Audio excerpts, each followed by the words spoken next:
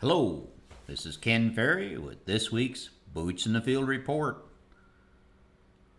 With recent rains, harvest has been ground to a halt or slow crawl. Last Monday night's rain and wind has toppled a lot of corn here locally. 2 to 4 inches of rain, 30-mile-an-hour winds. Luckily, most of the area, I would say, is 75% done with corn. Some growers have finished corn and have now turned their focus to beans. For some of that 25% of corn that's left to come out, though, it's going to be a crawl to the finish line after Monday's storm. Harvest loss this year is one for the record books. You know, we'd like to see corn losses around that 1.5, 2 bushel most years. This year, the average is 7 to 10 bushel of corn on the ground. We've measured as high as 30 bushel harvest loss. The combination of very dry corn, poor test weights, rubbery cobs, and poor standability make it a challenge to control this loss. The harvest teams out there, you have to continue monitoring this loss as these conditions deteriorate. This corn going flat adds another dimension to the harvest loss. But we've been able to cut these losses in half with some adjustments.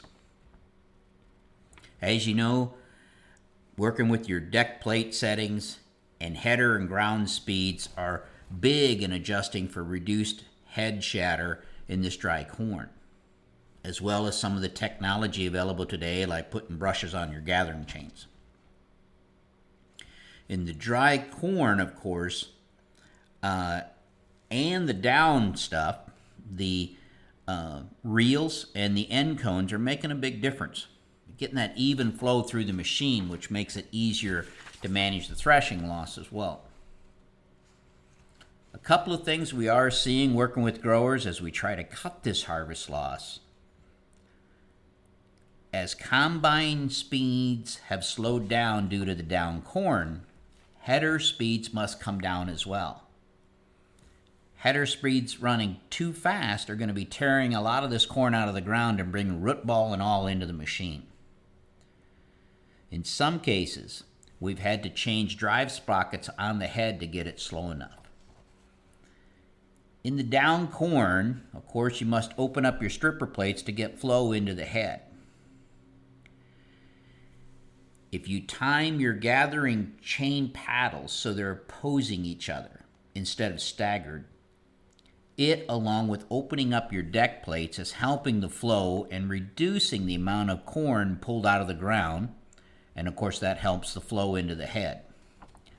I know we stagger the paddles for high capacity, but there's no need for high capacity in this down corn. Now take your ear savers off, especially if they're the stiff ones. The other thing we found, tipping the head a little nose down, getting the gathering chains a little closer to the ground, is definitely helping in the feed of this down corn.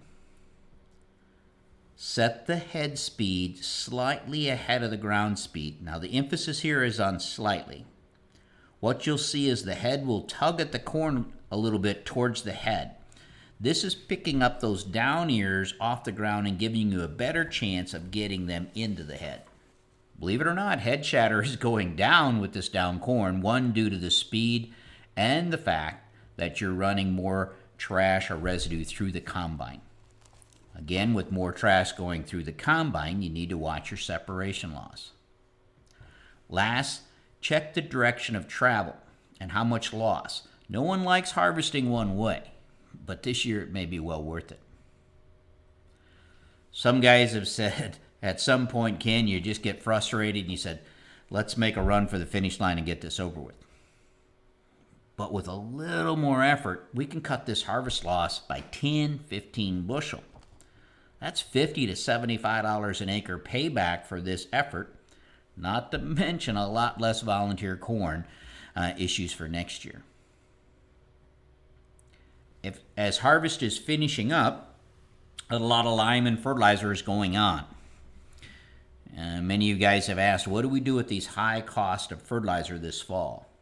And as we've told many of you on the phone, we recommend you take last year's prices for corn and beans, as well as last year's fertilizer prices, and figure out how many bushel of corn and beans it took to buy or pay for the removal rates of P and K. And then compare that to this year's prices. And for many of you, as we've helped you run the numbers, it takes about the same amount of bushels this year as it did last year. Meaning in bushels, there hasn't been a big change, or as big a change as one might think. One thing I have to say, though, with this way of thinking, you must sell some of the crop for next year to cover this cost. Letting it ride and end up selling $3.75 corn doesn't work too well on the equation. When we're in a year where we can't make the numbers work to hold a profit, that's when we want to think about stepping on the brakes on the fertilizer dollars.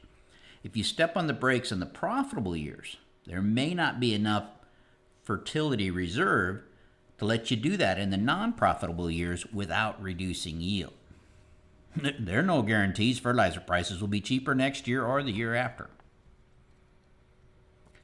Plot harvest was slowed, but with the wet weather, but it's back in full swing this week. I took out a double spray fungicide plot this morning up at Grand Ridge with Tom and Lucas Hill. A single spray fungicide averaged 260.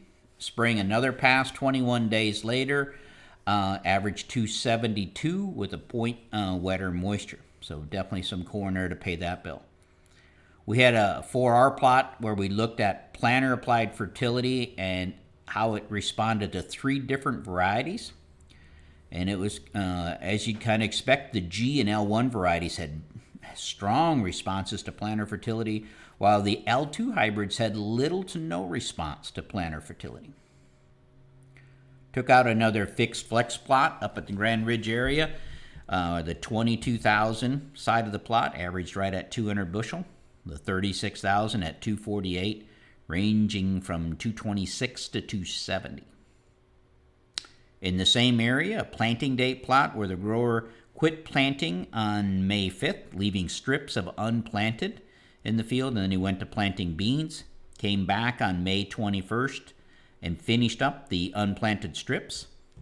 The May 5th strips averaged 16 bushel better than the May 21st strips, putting the loss at a bushel a day for the delayed planting.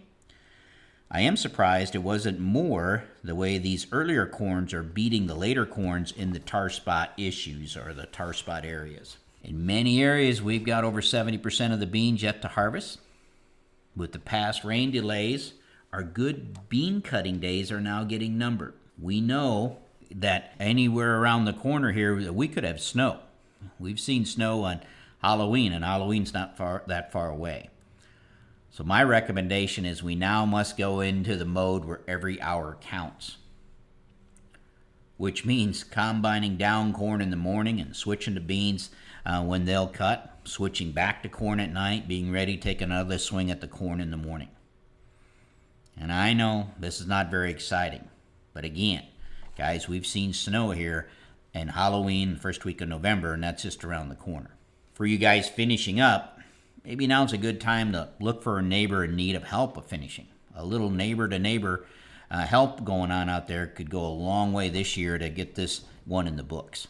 Guys are cleaning up the soil testing as fast as you're calling them in, so don't forget to call. To stay up to date, check out our website at croptechinc.com and subscribe to our podcast, Boots in the Field Report. Keep her safe, keep her moving.